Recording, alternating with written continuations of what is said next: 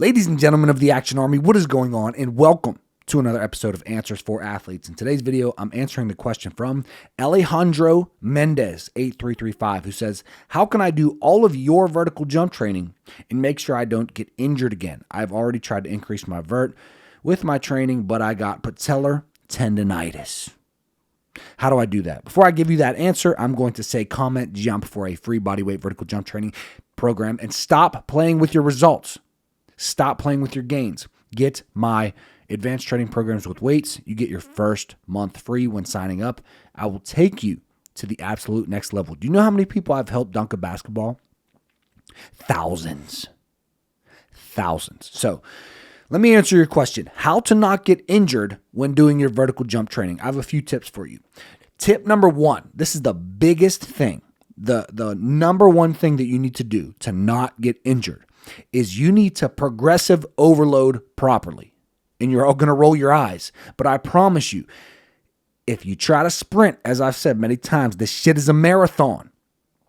If you try to sprint and you want to do the best exercises, the new hot exercises, and you've never done those exercises before, you see that bounding and single leg hopping can take your vertical jump to the next level, but you've never done any bounding or hopping.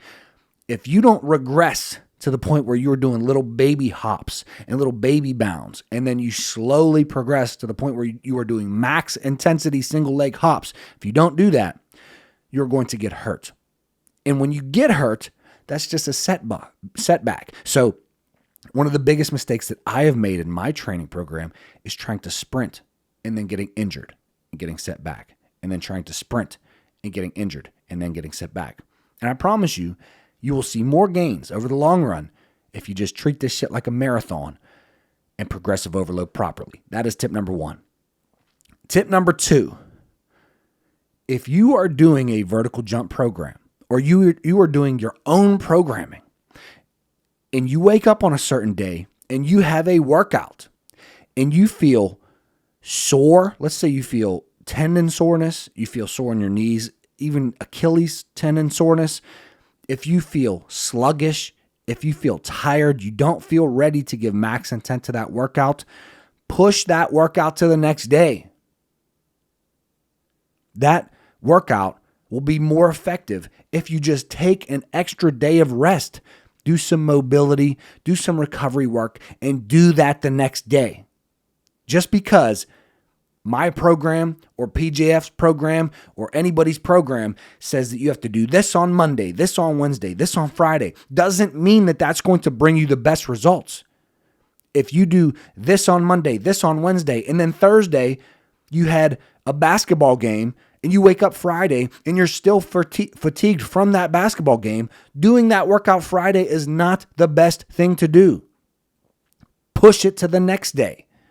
I promise you, taking an extra day of recovery is 99% of the time a better answer than just trudging through and pushing through that workout. So, number one, progressive overload properly. Number two, if you need an extra day of rest and recovery in your programming, no matter what the fuck the schedule says, take that extra day of rest. You are not a bitch.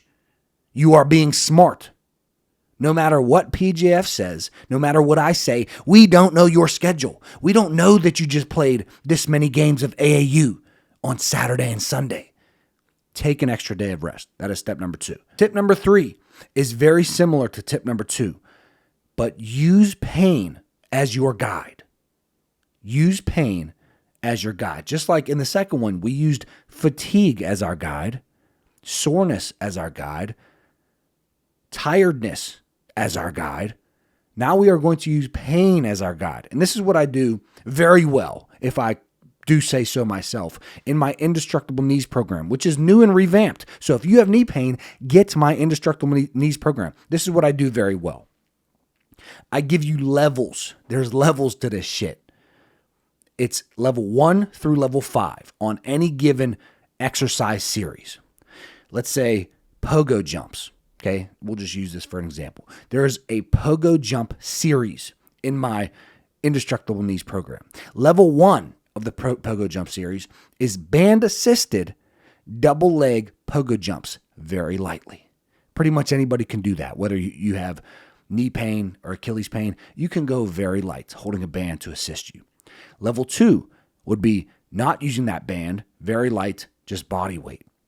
Level 3 is going to be holding the band again. Now we're doing single leg. Level 4, not holding the band, we're doing single leg.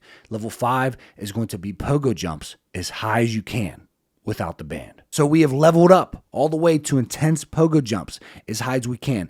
And I explain in the Indestructible Knees program, I say on any given day, if you feel any pain, you're not allowed to go past a pain score of 3 out of 10 or higher. So if on Monday you did pogo jumps as high as you possibly could and you felt no pain in your knees, and then on Friday when we go to do pogo jumps again, if you feel a little bit of pain when doing those pogo jumps higher than a 3 out of 10, you need to go back to level 4.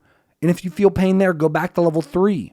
And this doesn't mean that next week you can't go to level 5 again, but for that certain day, you can't do the higher progression because it is causing pain. So use pain as your guide. And on any given workout, if you go and you feel pain in your knees or in your Achilles or in your back or whatever injury you have, don't push through that pain. Anything higher than a 3 out of 10 is a no-go.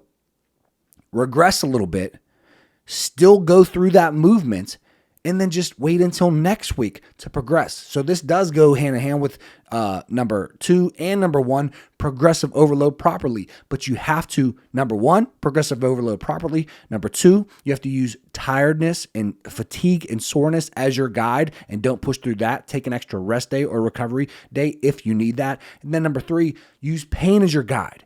And if you feel pain, don't push through that.